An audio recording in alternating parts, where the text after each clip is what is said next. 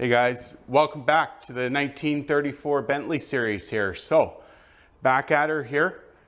Plan today is to get this thing up on blocks, like what I was talking about, and then we're going to get the wheels off of it. Go over the wheels, how they work, the style of wheel, and just kind of go over it, try and learn a few things about the car. So, first things first, let's get this thing up in the air.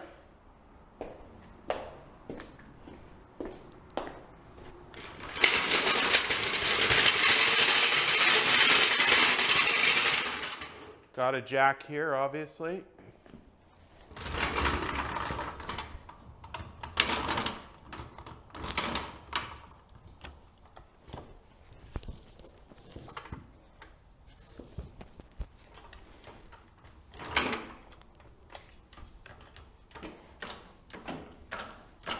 Solid front axle car.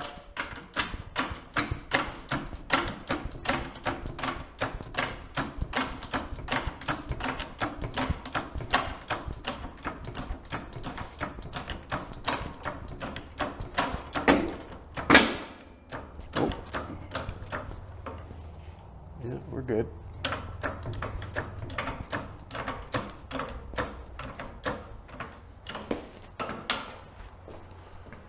So I've got these massive jack stands here.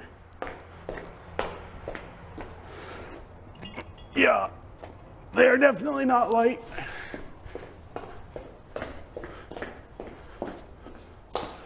Yeah.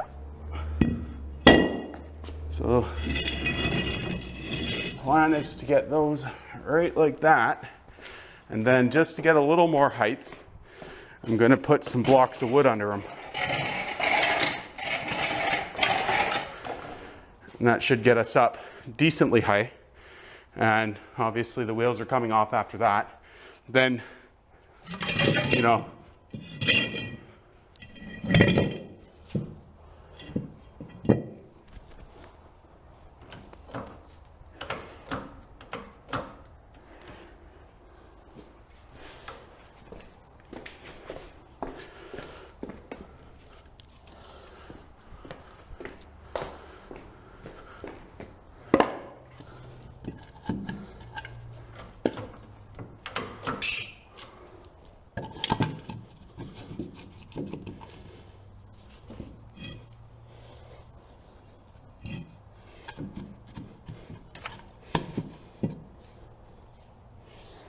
fits just perfect there, and that side does not.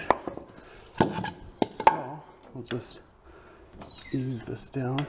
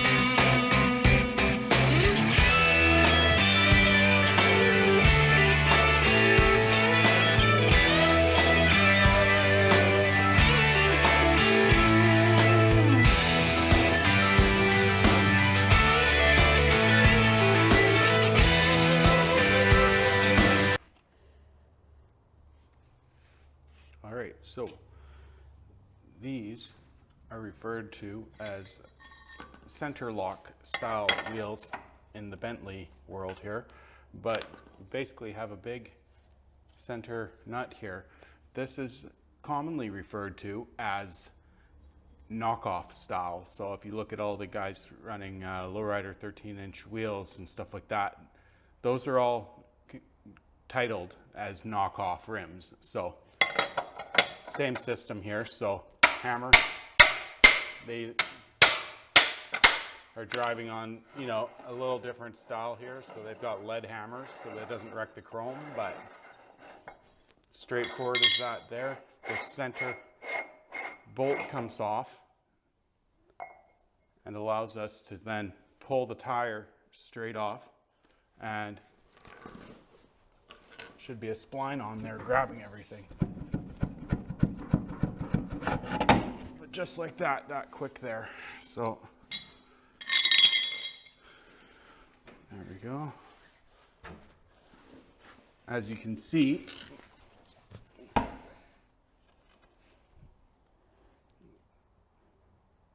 the splines in there that grab.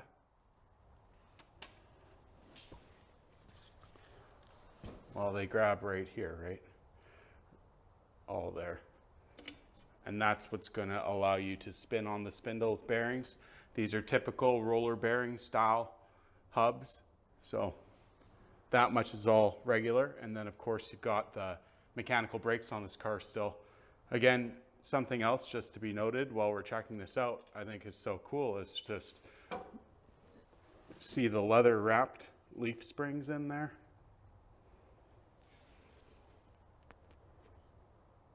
Still wrapped in leather. So what I'll do is I'll get one here of the back as well too.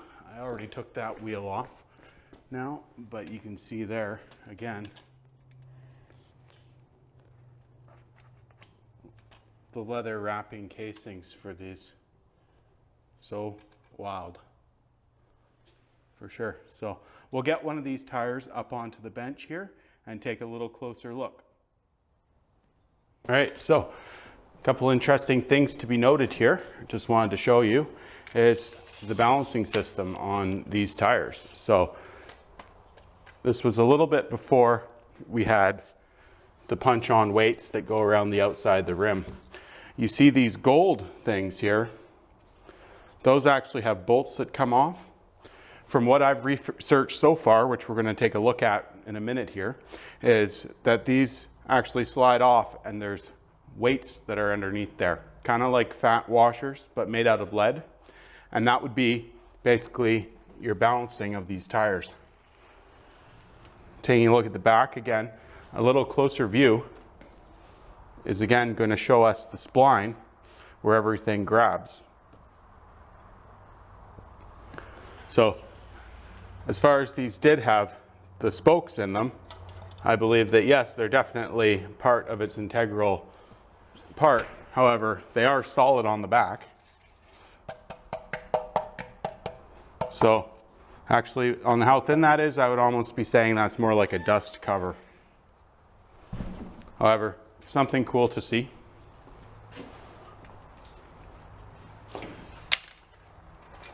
And so what we'll do is we'll take off one of these bolts here and just inspect what the weights actually look like on these tires, and then we're going to know. So these little gold things around the tire, this is what would hold the weights for balancing the tires back in its day. So they would have had some kind of system, probably similar to the old school balancer I've got for balancing the wheels. Once I get a little bit more reading done, we're going to figure out exactly how they balance them. But that was a little castle nut holding it in place. And then the weights are inside here. Oh, there is no weights. So obviously when this car was restored at some point, they never put the balance weights back in it.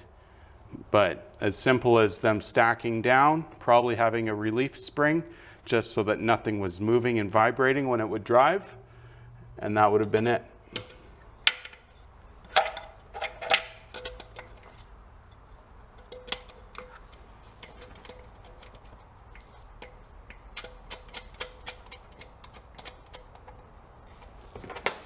Interesting. Now we know.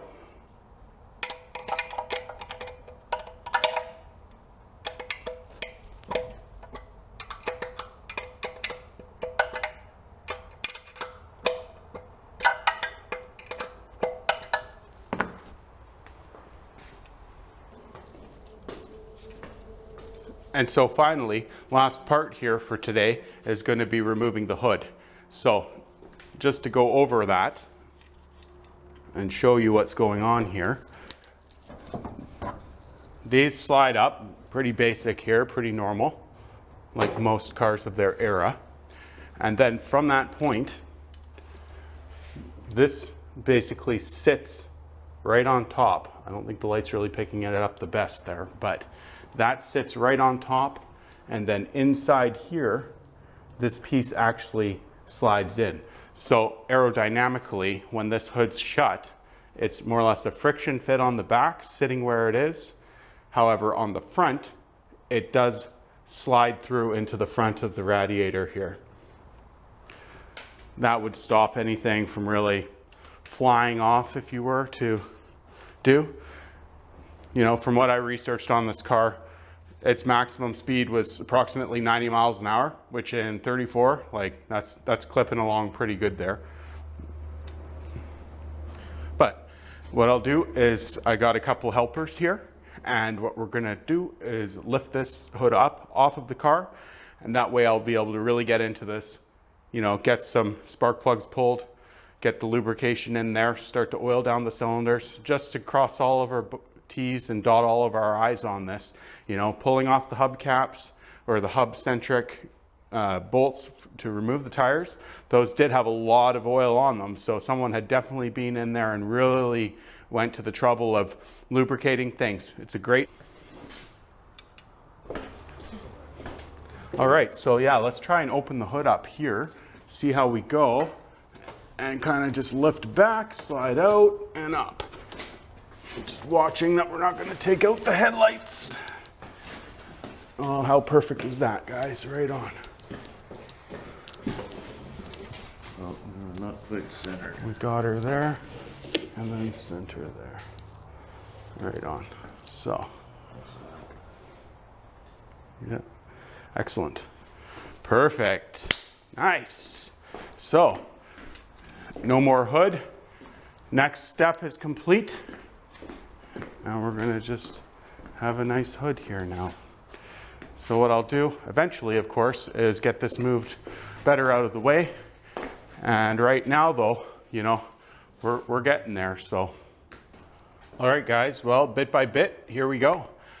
Next things next is going to be getting the valve cover off the top of this thing, pulling out some spark plugs, start lubing up there, and trying to turn the motor over by hand, see where we are.